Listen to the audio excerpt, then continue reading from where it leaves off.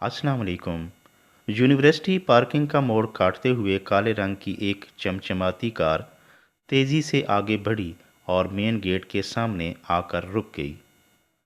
चंद लम्हे बाद पिछला दरवाज़ा खुला और पिंडलियों तक नंगे गोरे चिट्टे निस्वानी पांव यक्के बाद दीगरे बाहर निकलते नजर आए।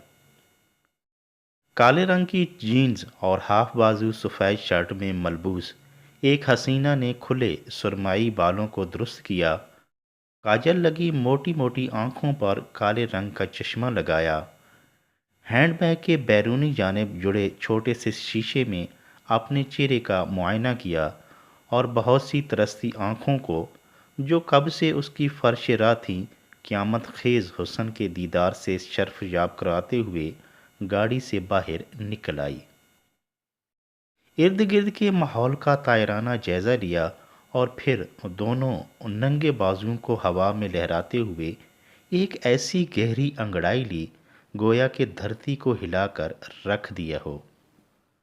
वो गोरी चिट्टी लंबी तड़ंगी मगर आध नंगी दोशीज़ा यूनिवर्सिटी की तालबा थी और मामूल के मुताबिक वक्त मुकर्रा पर क्लास अटेंड करने आई थी।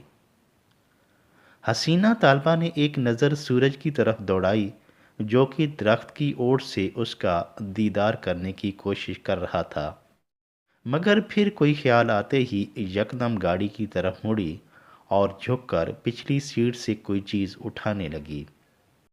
यार लोगों के लिए ये लम्हा भी कोई भूलने वाला नहीं था।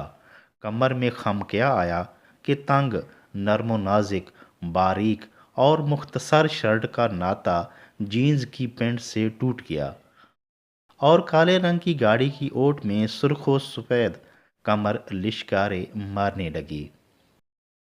बाहर निकली तो उसने दाएं कंधे पर लैपटॉप बैग लटका रखा था और उसी हाथ में खूबसूरत हैंड बैग पकड़ा हुआ था, जबकि दूसरे हाथ में एक रंगदार छतरी, जिसे उसने सूरज की रोशनी की हिद्दत को महसूस करते ही खोलकर अपने ऊपर तान लिया था।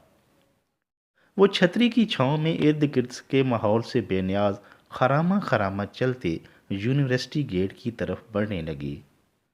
बहुत से लोगों के लिए तो ये काबिल दीद नज़ारा था कि एक फैशनेबल, रोशन ख्याल, तालीम याफ्ता, आंचल और दुपट्टे की कैद से आज़ाद, नीम बरहना और वाहियात किस्म के लिबास में मलबूस दोशीज़ा अपने दिलकश हुस्न और अदाओं को जलवे दिखा रही थी, जबकि कुछ खुदा के बंदे ऐसे भी थे जिनकी नज़रें ऐसे होश रुबा व बेहया मंजर को देखकर शर्म से झुक गईं।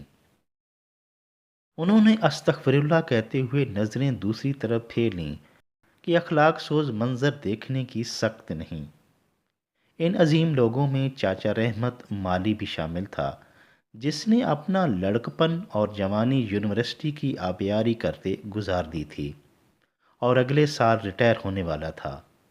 चाचा गरीब तो ज़रूर था, मगर शर्म व हया, ईमान व अखलाक, खुदा खौफी और आला किरदार की दौलत से माला माल था। चाचा रहमत ने उस दोशीज़ा को देखते ही फौरन नज़रें झुका लीं और पौधों की गोडी में मसरूफ़ हो गया। वो हसीना जो ही गेट के अंदर दाखिल हुई तो सूरज की तेज़ धूप ने मौका मिलते ही बिल्कुल सामने से आकर गोरे गोरे गालों का भरपूर बोसा लिया। धूप की इस गुस्ताखी से वो तिलमिला उठी। उसने चश्मा उतारकर दोबारा लगाया, फिर छतरी के जाविये को दुरुस्त किया, पूरे वजूद को उसकी छाँव में महफूज किया और आगे बढ़ गई। हैरत की बात तो ये थी कि हसीन जमील तालबा ने सूरज की तपश से बचने के लिए कीमती छतरी का एहतमाम कर रखा था। सोहने मुखड़े के रंगो रूप को सांवला होने से बचाने के लिए सनबुलाक की एक दुबीज तह लगा रखी थी। आंखों की हिफाजत और खूबसूरती के लिए कीमती चश्मा भी लगा रखा था। इम्पोर्टेड परफ्यूम भी फराख दिली से इस्तेमाल किया गया था।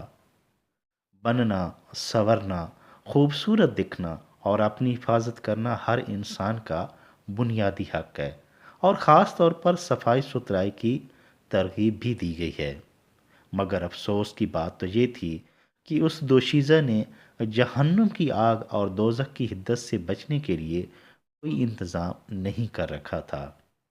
اسے شاید اس بات کا ادراک ہی نہیں تھا کہ ایک عورت کے پاس قیمتی سرمایہ اس کا وجود ہی ہوتا ہے، جس کی یوں سر عام نمائش نہیں کی جاتی۔